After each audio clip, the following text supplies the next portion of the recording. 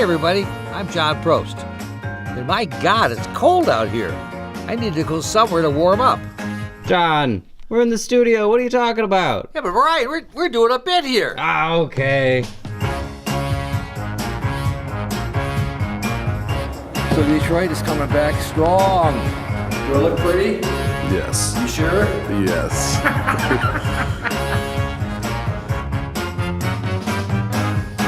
And nothing will warm me up more than a visit to the Charles H. Wright Museum.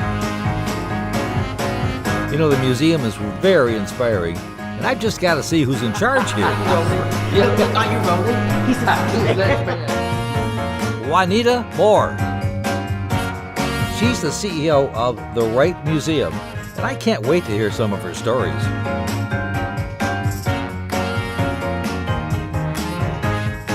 This is Coffee Break with John Prost.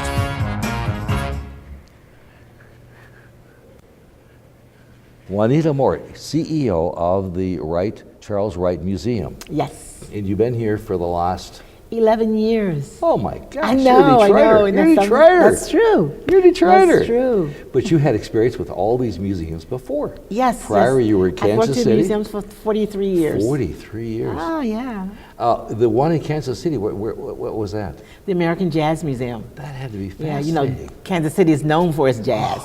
Home of Charlie Parker, and you know, it's a natural to have a jazz museum there. It was like, oh my God. You met all these jazz people. Jazz royalty. Of all those people, who really sticks out in your mind? Oh my goodness. I got her stuck. Yeah.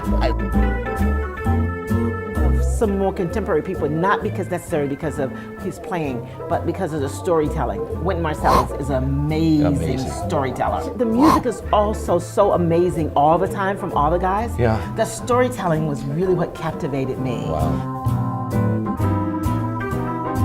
At the Jazz Museum, part of the museum, wow. is a club where we actually do live jazz after the concerts. And they would be in the club doing what jazz musicians do. Yes. Still playing. Of course. And talking and drinking. And they would be in there till 3 or 4 o'clock in the morning. And Wynton Marsalis sits at the piano and he's telling story after story after story. And it was about 4:30 in the morning. And I said, let me go home. I'm not a jazz musician. Why am I still here? I have to go to church in the morning. They're going to be in the bed.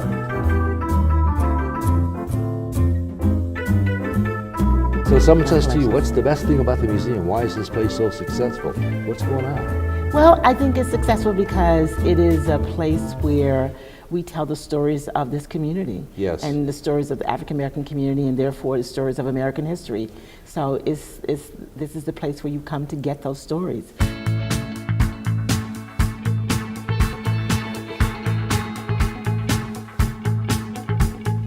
Here is the classrooms.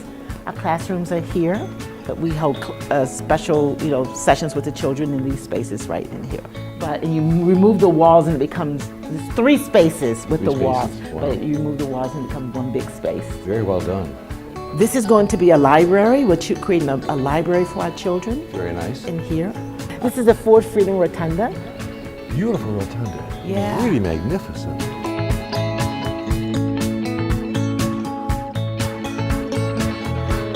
They're looking for stories of their lives. Stories of their lives. Absolutely.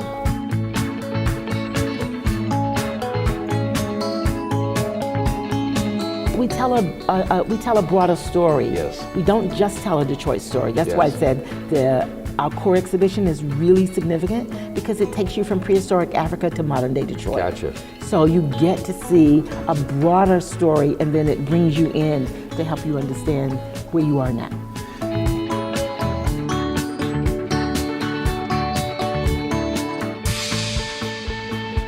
Here, see the dome? Uh-huh. This dome is larger than the dome in the state capitol. Wow. And so the sound is going to be very interesting upstairs. Boy, really, this is amazing. Do you talk? Say hello, and there you hear everything up there? Yes. Wow. This past year, Yes. we did about 400 programs. Wow. The past year was, of course, the 50th anniversary of Detroit 67. Yes, exactly. So yeah. we did 67 programs around that. And the good thing about 67 is that in being able to do those kinds of programs, it's not just about what was happening in Detroit. That was a whole period of major unrest across the country. Yes. So we wanted people to understand what was happening in the country that created such unrest. Yes. And we wanted people to understand, how even today, some of the same issues around Black Lives Matter Yes. are connected to those issues, so that we can start to look at what did we learn from that period, how have we made changes, Yes. how have we not, why do we still have some of those same issues, and what do we do about them? Okay, here we go. Good. And this is a bust of Dr. Wright. Yes. So He looks like someone you'd like to meet. I knew Dr. Wright. Did you? Yes, because as I've said, I worked at museums. Yeah. I met Dr. Wright when I was in my 20s. Oh, He was wow. a very intimidating man. But you know what? It's interesting because the person that did this was a young sculptor who knew Dr. Wright when he was a child. And because Dr. Wright wasn't someone that smiled a lot, but because he was a kid, Dr. Wright was always laughing. I was laughing. So he did bust of him smiling. Whereas normally you wouldn't think wouldn't of have to do that. Yes.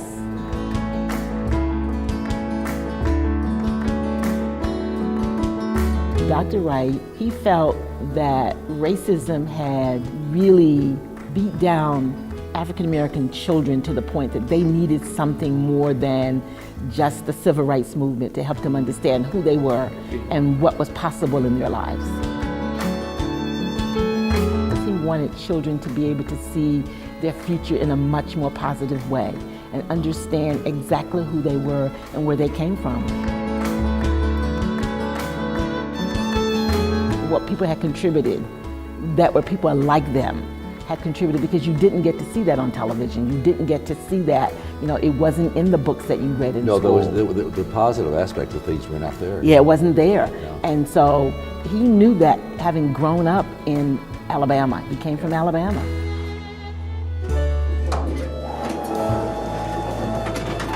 All right.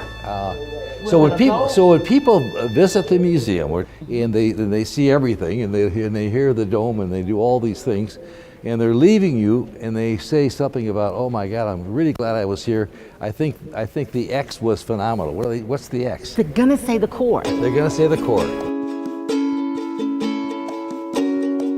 And still we rise. Isn't that true? It's Okay. 22,000 square feet that takes you from prehistoric Africa to modern day Detroit. Oh my gosh! So that's the whole message. It's an amazing exhibition. When I start to talk about the beginning, Yes. this is the beginning. See, the origins of humankind, Okay. and then look at the migration of how humans dispersed across the globe. This is the area beginning of slavery. And the economics of the slave trade, things they use in terms of value to trade for human life. This would be the top of a slave ship. What would be their daily routine? What kinds of things they would have had to eat? What would happen along the voyage? We were now going into what they call the belly of the beast. And these are men, all the men on one side, like these are children would be here, and women on this side. Terrible.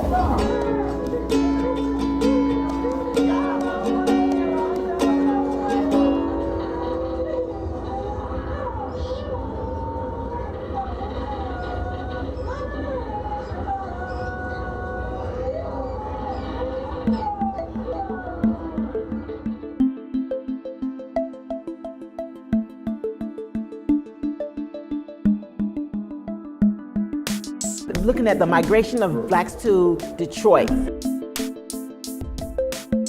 Then talk about the black labor movement, Paradise Theater. You can actually go into these places. Yeah, you can go in the theater, sit and watch a movie. So near the book. It's a barbershop, beauty shop where lots of conversation happen, lots of people talking about issues. The hospital, the black nurses, folks that served in the military in both World War I and World War II. Detroit Urban League, all of these social and civic organizations here. labor movement, the 60s, the Freedom March. And we are through with segregation now, henceforth and forevermore. Here we have, Detroit's known for its music. Yes. So here we Look at have that. music. Yep. The record Records. store in Detroit. You can go in and listen to music and dance Amazing. and.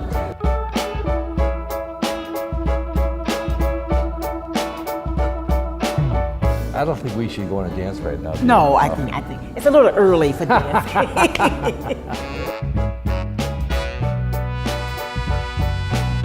Here's the Detroit Rising, of course, the first African-American mayor Yes, in oh yes. Detroit, but also first African-American mayors across the country, Across the country, yeah. in other cities as well.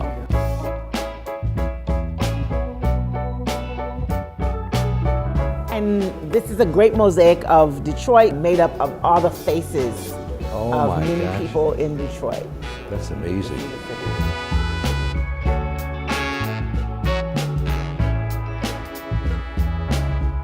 The story is a very complete story, but I think that when you start out in the exhibition, you start to understand that how we are all connected, that Lucy is the mother of humankind. That human beings began in Africa and that Lucy is the mother. So you start to talk about our connectedness as human beings. And I think that sets the stage for us understanding why our inhumanity to each other is so counterproductive, because we all are one human race.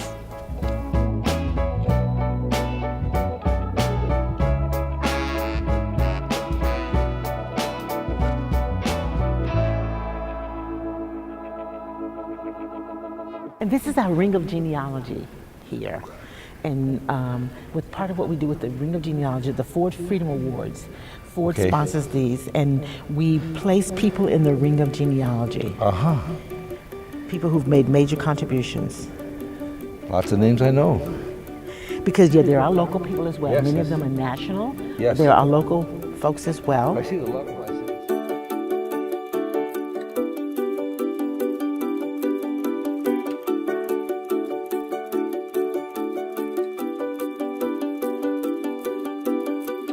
So, but if you and I are sitting here 10 years from now, and hopefully we are, you see how much older than you are, so it's I okay. doubt that. Anyway, but what will have changed in terms of society or the museum? What's going to take place over the next 10, 15 years? Well, what would have changed is the fact that now there's still too many people who believe that this place is just for African Americans. Aha.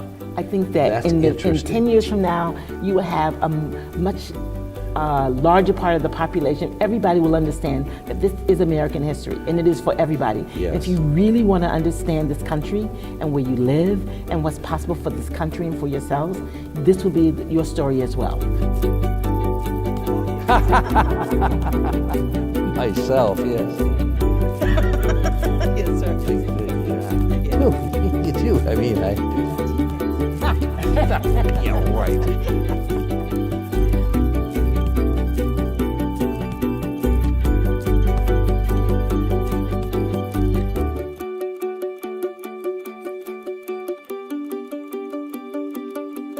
So what is your favorite part about the museum? Everything's going on. It's a busy time every day, I'm sure.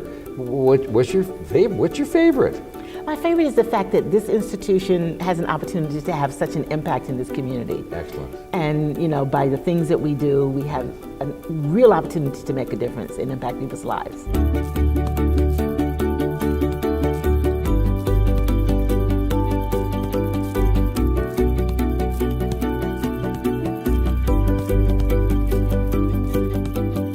This is what I've done all my life. Yes. I've worked in museums, Yes. been a part of these stories, and had an opportunity to be able to help impart these stories in any number of communities. Wow. Dr. King inspired the nation with the speech he first delivered in Detroit. I have a dream that one day this nation will rise up, live out the true meaning of its creed. We hold these truths to be self-evident, that all